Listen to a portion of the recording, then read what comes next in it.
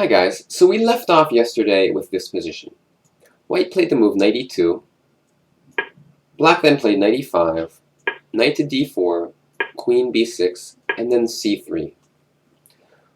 Black castled queenside, and white played knight to e6.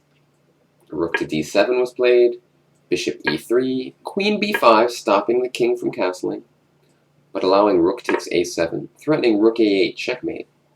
And it looks like white's going to win this game pretty fast. However, black does have certain counterplay with moves like knight to d3 check. Rook check was played, and then rook takes bishop, and knight takes rook. And now white is up a piece on the board. However, black played the move queen to d3.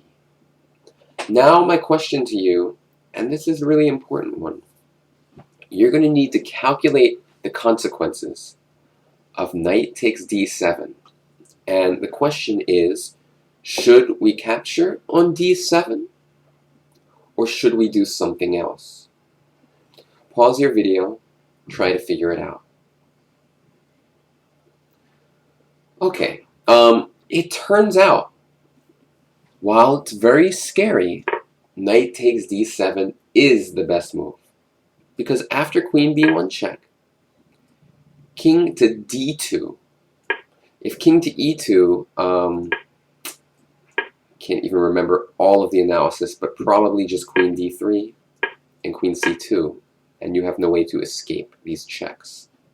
If king f1, queen d3 again. If king g1, queen d1, and you get the idea. However, we have this move, king to d2. Now, black's only real chance, because if queen d3, king c1 happens. So the only real chance is queen to b2. Now we have the move, king to d1. If queen b1, bishop c1, and then king e1, and there's no more checks, then we have a winning position. However, queen to b3 is still a move that we have to calculate. Now white plays king to e2. So at this point, if queen to c4, we can play king f. Hold on, let me remember. King e1. No, that's not true. I can't remember the move here.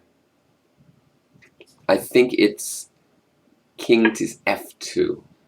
Because if queen a2, king f1, and now if queen c4, king g1, avoids all the checks.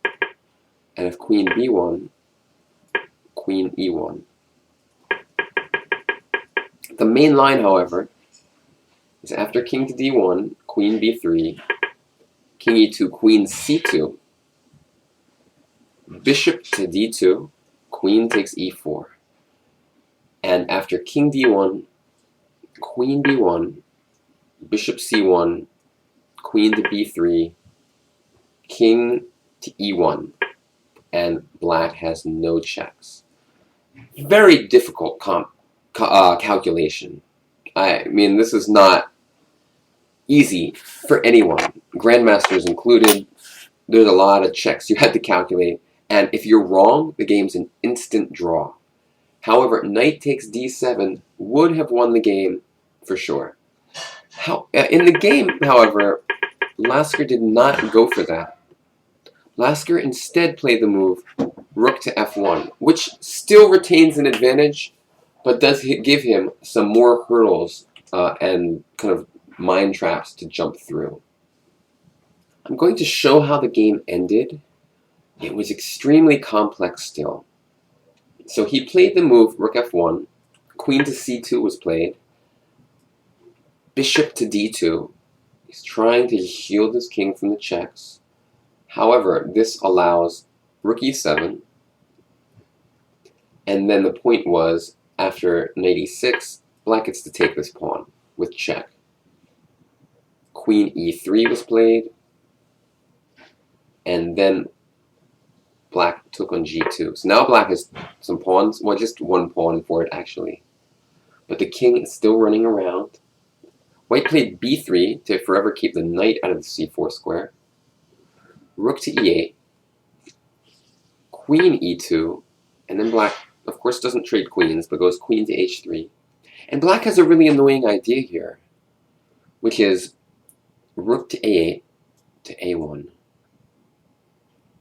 So my question, since it's relatively related to the last puzzle, what should white do here? Because it turns out white has only one move. And this video in general, the questions are very tough. This is not easy at all.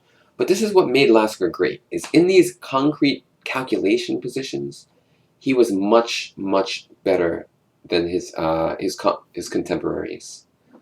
Like, I don't think Steinitz would find these moves, or I think he would miss them a lot. Because I'm telling you, it's not easy. There's only one move here.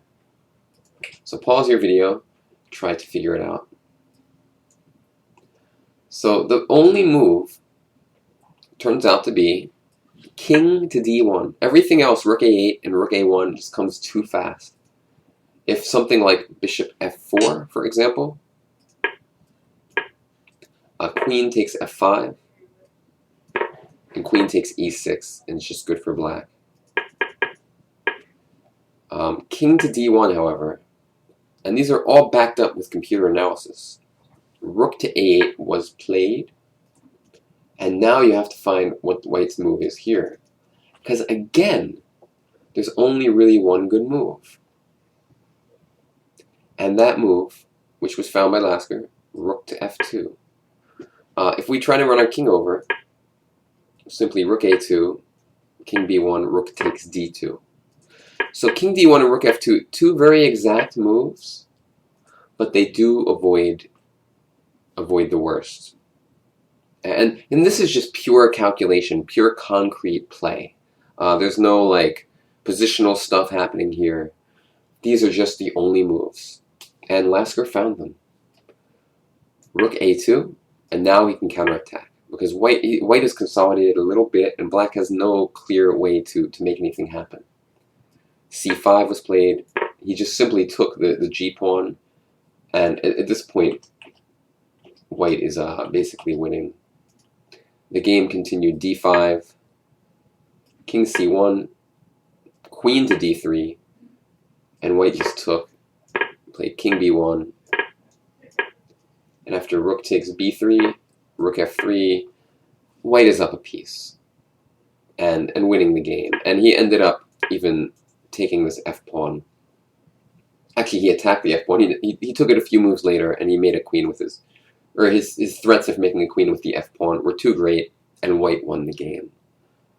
It still looks a little scary because of these checks, but in reality, we can just run away with the king, so we never really have to worry about it too much. So overall, in my opinion, even though Lasker did not capture on d7 the rook, like we asked at the beginning of this video, overall, great game that kind of showed a hint of the new modern chess player. The player who can calculate these very precise defensive moves. Because in some of the last matches, there were a lot of very hideous blunders. You see quite a bit less of that once Lasker is on the stage. Thanks, guys, for watching. See you tomorrow. Bye-bye.